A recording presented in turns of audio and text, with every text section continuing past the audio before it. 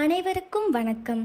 பஞ்சபூத ஸ்தலங்கள் வெவ்வேறு இடங்களில் காணப்படுகின்றன. அதில் வாயுவின் ஸ்தலமான ஸ்ரீகாளஹஸ்தி பற்றி காண்போம். தலப்பெயர் காரணம். ஸ்ரீ என்றால் சிலந்தி என்றும், கால என்றால் பாம்பு என்றும், ஹஸ்தி என்றால் யானை என்றும் பொருள்படும். இக்கோவில் ஆந்திர மாநிலம் சித்தூர் மாவட்டத்தில் ஸ்வர்ணமுகி ஆற்றின் கரையில் அமைந்துள்ளது.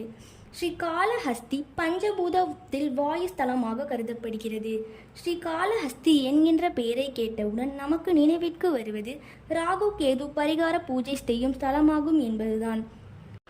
பஞ்சபூதங்களில் வாயுவிற்காக கட்டப்பட்ட இத்திருத்தலம் சுமார் 1500 வருடங்களுக்கு மேல் பழமையானது என வரலாறு கூறுகிறது. பல நூறு ஆண்டுகளுக்கு முன் வனமாக இருந்த இந்த இடத்தில் வாயு லிங்கமாக தோன்றிய சிவபெருமானை வழிபட சிலந்தி ஒன்று தினமும் வருமாம்.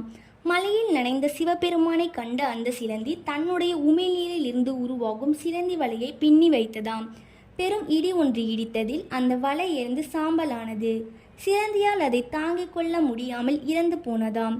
இதனால் அந்த இடத்தின் பக்தியை மெச்சிய சிவபெருமான் அதற்கு முக்தி கொடுத்தாராம். அதே போல தினமும் நாகம் ஒன்று அந்த லிங்கத்தை ஆரத்தழுவி மாணிக்கங்களை கக்கி அர்ச்சனையாக செய்து வழிபடுமாம். அதற்கு பின்னால் வரும் யானை ஒன்று தன் தும்பிக்கையால் நீரை வாரி இறைத்து அபிஷேகம் செய்யும். பின் மலர்களை பறித்து வந்து அர்ச்சனையும் செய்து வரும். இதனால் அந்த மாணிக்கங்கள் கீழே விழுந்து சிதறி விடுவதுண்டு. தொடர்ந்து இதுபோல் நடந்து கொண்டிருக்க அந்த நாகத்திற்கு சந்தேகம் வந்ததாம். யானை இதுபோல் செய்வதை அந்த நாகம் ஒரு நாள் பார்த்து விட்டது. உடனே கோபமுற்ற நாகம் யானையின் தும்பிக்கையினுள் சென்றுவிட்டு மூச்சடைக்கச் செய்தது. சுவாசிக்க முடியாமல் அந்த யானை பாறையில் மோதி மோதி கடைசியில் இரண்டும் இறந்து போனது. இவைகளின் பக்தியை மெச்சிய சிவபெருமான் இவர்களுக்கு முக்தியை கொடுத்தார் என்று ஸ்தல புராணம் எடுத்துரைக்கிறது. இந்த தலத்தில் வீற்றிருக்கும் காலத்திநாதர் உருவத்தில் கீழே 2 தந்தங்களும் இடையில் பாம்பும் பின்புறம் சிலந்தியும் கொண்டிருப்பது குறிப்பிடத்தக்கதாகும். இக்கோவிலின் ஸ்தல சிறப்புகள். துளி அளவிலும் காற்று புகாத கர்ப்ப கிரகத்தில் வீற்றிருக்கும் இந்த லிங்கத்திற்கு ஏற்றப்படும் தீபமானது படிப்படியாக மேலெழும்பி அழகாக நிற்காமல் அசைந்து ஆடிக்கொண்டே இருக்குமாம். காற்றே இல்லாத இடத்தில் மட்டும் தீபம் அசைந்து ஆடுவது வியப்புக்குரிய ஒன்றாகும்.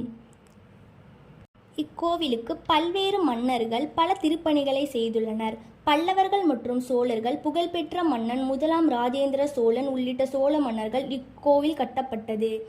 விஜயநகர மன்னர் இக்கோவிலுக்கு பல்வேறு திருப்பணிகளை செய்துள்ளார். இக்கோவிலின் இலக்கிய சிறப்புகளான தமிழ்நாட்டின் தொண்டை நாட்டு தலமான இத்திருத்தலத்தின் மீது திருநாவுக்கரசர், சம்பந்தர் மற்றும் சுந்தரர் ஆகியோர் தேவார பாடல்களை பாடியுள்ளார்கள். நக்கீரர் இத்தலத்தின் மீது கைலை பாதி காலத்தி பாதி என்ற புகழ்பெற்ற பாடலை பாடியுள்ளார். இத்தலத்தின் மூலவர் காளஹஸ்தீஸ்வரர் என்றும் அம்பாள் ஞான பிரசன்னாம்பிகை என்றும் அழைக்கப்படுகிறார். ஸ்வர்ணமுகி ஆறு இங்கு வடக்கு திசை நோக்கி பாய்வதால் அஸ்தி கரைப்பது மிகச் சிறப்பாக கருதப்படுகிறது. இக்கோவிலில் கண்ணப்ப நாயனார் மிகவும் புகழ்பெற்றவராவார். அவரின் சிறப்பை பற்றி மற்றொரு தொகுப்பில் காணலாம்.